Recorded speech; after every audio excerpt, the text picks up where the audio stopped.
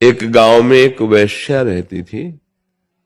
तो वैश्या का गांव के बाहर घर होता था और एक बगीचा था।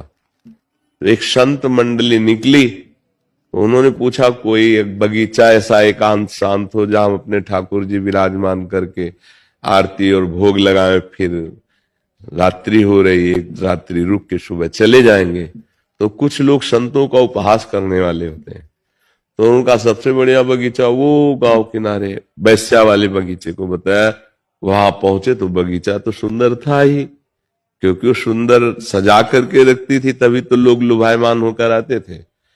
उसमें ठाकुर जी विराज, अब देखो न जाने कौन से गुण पर दयानिधि जी जाते हैं।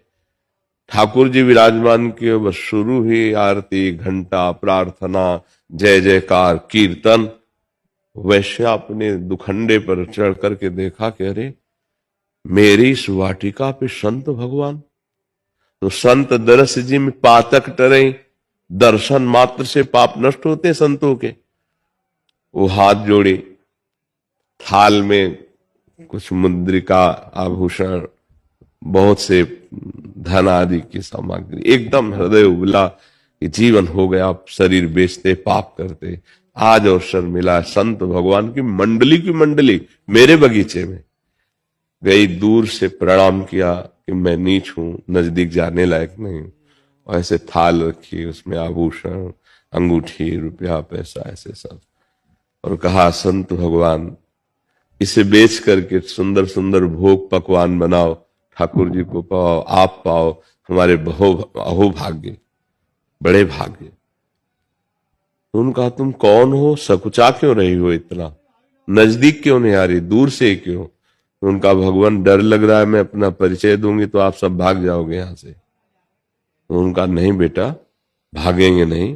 पहली बार किसी ने बेटा कहा, जो उनमें बुजुर्ग संत थे, उनका नहीं बेटा, ऐसा नहीं। तो अश्रु आ गए उसके, कोई बेटा बोला ना।